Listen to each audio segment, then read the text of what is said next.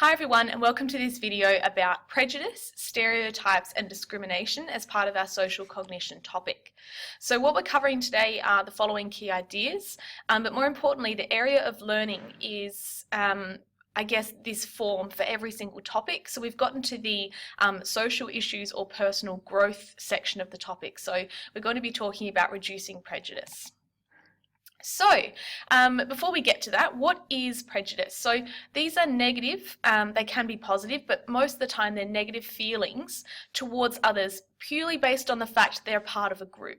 Okay, it's an attitude and it's a learned attitude. So really important that people aren't born with prejudices, they are learned behaviours, and stereotypes and discrimination are aspects of prejudice. So to kind of understand how all these things fit together, we need to go back to that tri-component model of attitudes that we spoke about earlier. So prejudice is the affective component of that attitude. So it's the feeling part. The behavioural component is discrimination, and the cognitive component is stereotypes. So we'll cover those in a bit more detail today, but definitely make sure that you've mapped this out somewhere in your notes so that you can be really clear how each of them fits in. So if you are curious to, I guess, learn a little bit more about your own potential biases or prejudices, there is a really great study that was set up by a few researchers, and it's called Project Implicit. And what it does essentially is you do a couple of questionnaires, but you also are given images and words, and it's based on how quickly, I guess, you respond to each of those stimuli. So really great experiment. You can have a go with a whole bunch of different things. It doesn't just have to be about race. And the website for that is just down here for you to have a look. So, what is a stereotype? Now, this is the belief component. So this is our cognitive component about the characteristics of people within a group. So we're generalizing here, we're not acknowledging that they're individuals, we're giving them all identical characteristics regardless of how different they might be individually. Now basically stereotypes enable us to make shortcuts. So we're able to make inferences about a person really quickly without having to take the time to get to know them, and they therefore save cognitive time and energy. Now the disadvantages of a stereotype, obviously they blind us to being able to see that people within a group aren't all the same.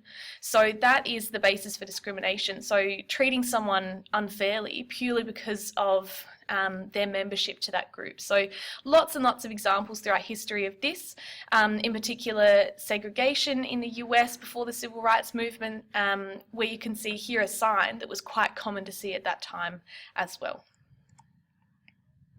Okay, so how do we change these stereotypical beliefs? There are three different methods. The first is what's called the bookkeeping method. So this is where lots of little pieces of information are given to really challenge that stereotype that someone has. So it's lots of little pieces of information over time.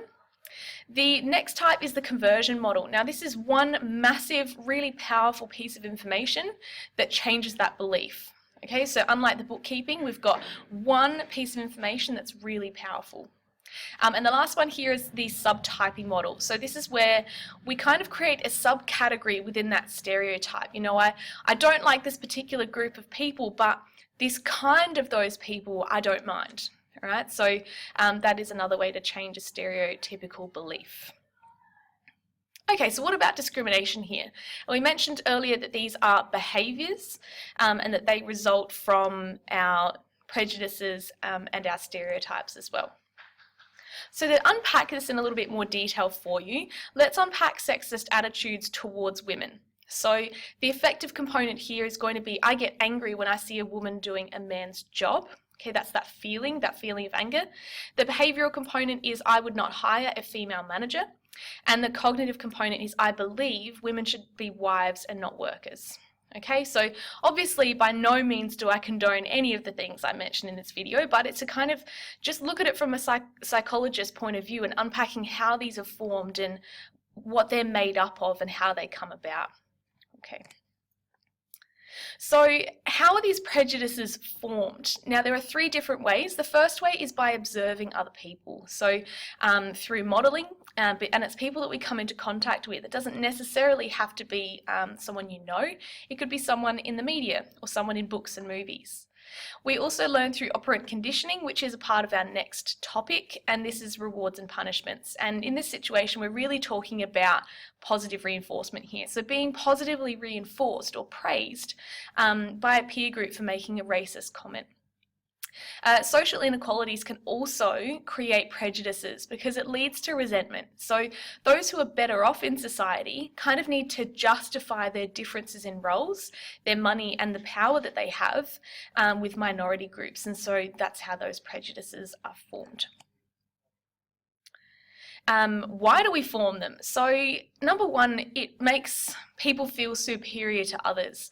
So being able to look at other people and I suppose see ourselves as superior makes us feel better about ourselves.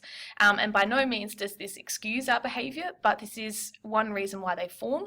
And also the reasons I mentioned earlier. So making shortcuts and saving that cognitive time and energy.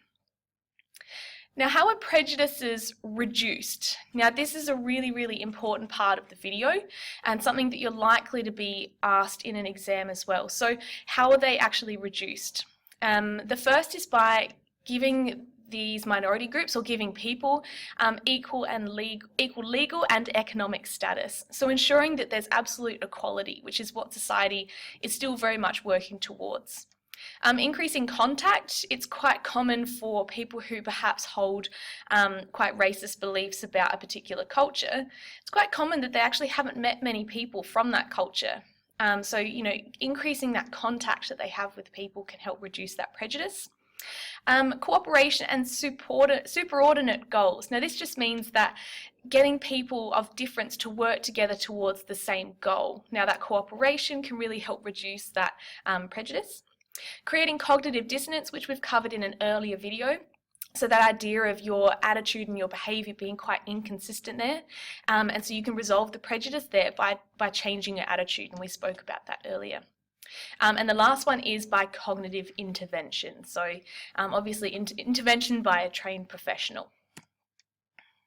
So lastly here, something called fundamental attribution error. Now this is really common, and it's basically when we attribute behaviour to someone's personality or their internal characteristics, who they are as a person, rather than just the context in which the behaviours happen. So I suppose the most common place you'd see this is on the road. We often attribute someone who is a bad driver to being a bad person, and it causes a lot of road rage there as well, rather than just thinking in this situation this person has made a bit of a mistake. There's another term here called self-serving bias. Now this is really common. This is where basically any success that happens we equate with our internal attributes. It must be because of who I am and what I've done. And our failures we attribute to external factors, so blaming other people. So an example is, if you get a promotion, your common thought process is to think that you've earned that through hard work, whereas being fired is often attributed to other factors, whether it was someone else's mistake or your boss, you know, not being good at what they do or not seeing you for the value that you might bring to a company. And you can see that there's a funny comic about this down the bottom as well. So that brings us to the end of the video. Really important to take away the structure of how all these things fit together and understanding how to reduce prejudice. See you next time.